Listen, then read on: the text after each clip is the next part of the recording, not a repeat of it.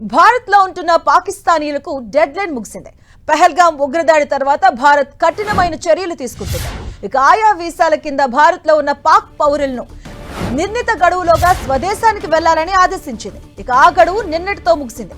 ఎవరైనా ఇంకా ఇక్కడే ఉంటే ఇటీవల తీసుకొచ్చిన చట్టం ప్రకారం వారిని అరెస్టు చేయవచ్చు. విచారణ చేపట్టి గరిష్టంగా 3 ఏళ్ల జైలు శిక్ష లేదా 3 లక్షల జరిమానా లేదా రెండూ విధించే అవకాశం ఉందని అధికారులు హెచ్చరిస్తున్నారు.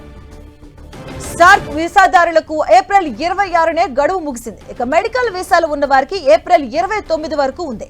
ఇక visa on arrival, business, film, journalist, transit, students, visitor తదితర ఇలా 12 విభాగాల వీసాదారులకు నిన్నటితో గడువు ముగిసింది. దీంతో పాక్ జాతీయులు స్వదేశానికి తిరుగుముఖం పట్టడంతో అట్టారి సరిహద్దులో హడావడి నెలకొంది.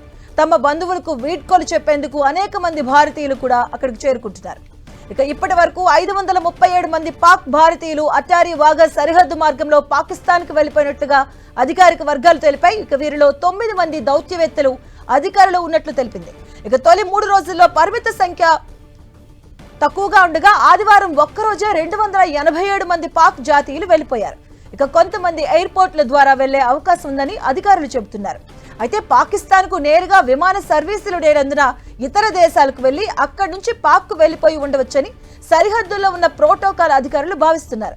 ఇక ఇదే సరిహద్దు ద్వారా 850 మంది భారతీయులు పాకిస్తాన్ నుంచి స్వదేశానికి తిరిగి వచ్చినట్లుగా చెప్పారు.